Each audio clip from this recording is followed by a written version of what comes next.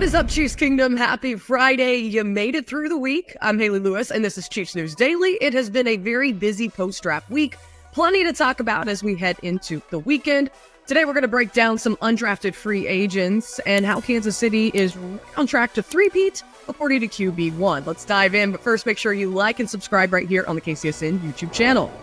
All right, the NFL draft is in the rearview mirror, but there are additions being made to the Chiefs' arsenal daily. Undrafted free agents continue to sign with the reigning Super Bowl champs, as well as snagging some rookie minicamp invites. Now, right now, here is the latest list of UDFAs who have signed with Kansas City. We'll follow up this list with those invited to rookie minicamp. I want to break down one standout player on that list. It's former TCU running back Emani Bailey. Actually, I'm not going to break it down. Our own Tucker Franklin is going to join us now, sharing everything you need to know about this no-nonsense kind of runner. Tuck, break it down.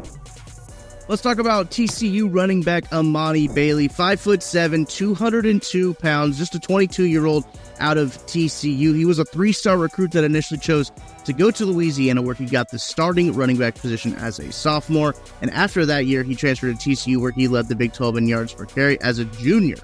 He took the starter role as a senior and was named honorable mention All Big 12, and he finished fourth in the country in rushing yards per game in 2023. Look, Bailey might be short, but he's a well-built running back with an explosive, no-nonsense style of running. Every cut and decision he makes is with 100% conviction and tenacity. Pairing that with his explosive burst allows him to churn out chunk plays even when there looks to be minimal available.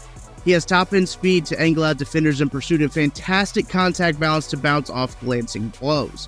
He has an experience in both gap and zone schemes, but operates best when allowed to get downhill behind a puller or on outside zone runs from the pistol. He's got good footwork from behind the line of scrimmage, staying in contact with the ground and squaring his hips to the hole immediately.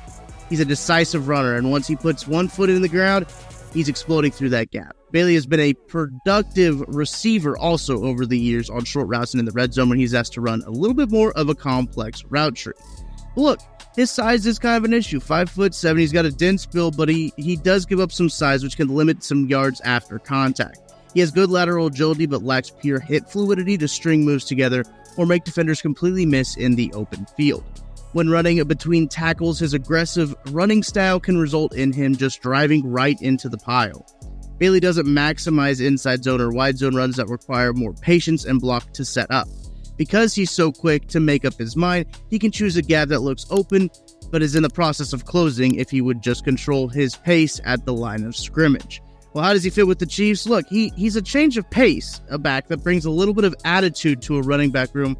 Might not have that. He has some dynamic traits teams look for in these type of runners. He's explosive, he's got enough speed, he's got some good receiving ability and the lateral agility to get into space. What separates him is how physical and no-nonsense he is as a runner between the tackles. Some teams may not love how physical he is at his size, but shouldn't be an issue for the Chiefs. He has very similar running demeanor to Isaiah Pacheco. Ever heard of him? Pretty good guy. Just in a smaller package with better open field skills. Bailey's third down ability will make him a quality complement in Kansas City, but the Chiefs would have to be ready to pare their running game down to a downhill one-cup type of run scheme that both fit both of their top runners. KCSN's Maddie Lane comped Emani Bailey to Jaquiz Rogers in the KCSN Draft Guide. Appreciate it, Tucker. Let us know in the comments below how you think Bailey might fit in with the Chiefs, and if there are any other names on that list of UDFAs that stand out. We want to know in the comments. As always, who should we be breaking down next? Next year, New Orleans, we're going to do it again. Put it on the table. No way. We're going to do it again. I'm telling you now. All righty, Mr. Mahomes. Patrick Mahomes recently joining Logan Paul on his podcast saying, "I'm putting it on the table. We're going to do it again. I'm telling you now." I mean, listen, I love the confidence. Mahomes was originally talking about running a play called Corn Dog in the Super Bowl last year, confidently saying they will be running it back again. Take a listen to the full clip. The last touchdown at the Super Bowl. Overtime? Yeah. I mean, bro, freaking out. Dude, that play was freaking sweet, man. Corn dog. It was not. It was supposed to go to the guy that caught the touchdown. So, we ran the corn dog one against the Eagles. Sorry, touchdown, won the game. And then we were going to run a fake version of that, and then we were going to do a little shovel pass, and it was wide open again. So next year, New Orleans, we're going to do it again. Put it on the table. No way. We're going to do it again. I'm telling you now. Well, according to CBS Sports' Brian Diardo, Mahomes' confidence should have come as a surprise given how easy he's made everything look since becoming the Chiefs' starting quarterback in 2018. Now, over that span, the Chiefs have played in every AFC championship game, including hosting a record 5 straight AFC title games. They have won 4 AFC titles and 3 of the past 5 Super Bowls.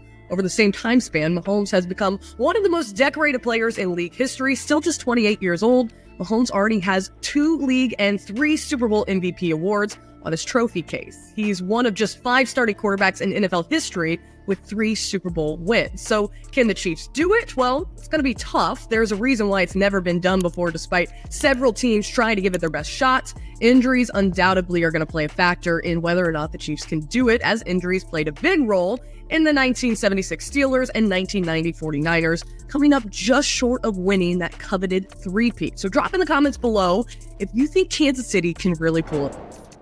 Well, what was it? Just 2 weeks ago when Chiefs general manager Brett Veach went on record saying wide receiver Kadarius Toney is, quote, probably our most talented wideout right now. Kadarius has obviously had a long history of injury issues, but he is probably our most talented wideout.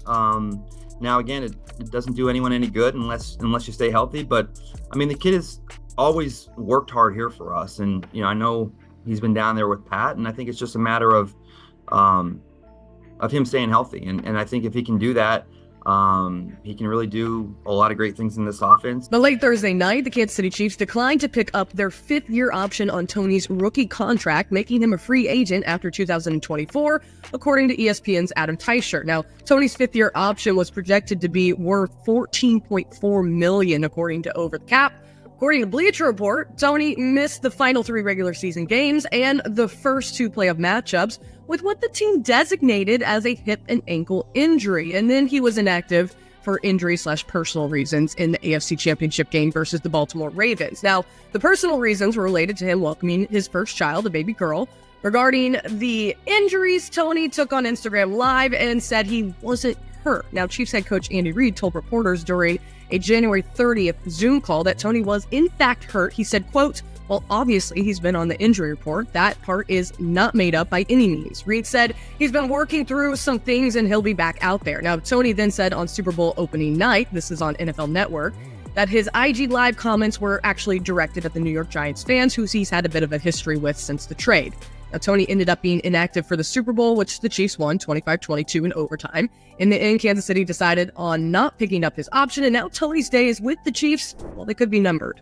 Now let's head over to the social medias. We're going to start on Twitter to kick things off. Just how well did the Chiefs do in the NFL draft? Well, Kay Adams recently shared this quote on Twitter: if the Chiefs three-peat, we have absolutely no one to blame but ourselves. Adams breaking down the Chiefs 2024 draft class and talks why KC is right on pace to make another run at the Lombardi.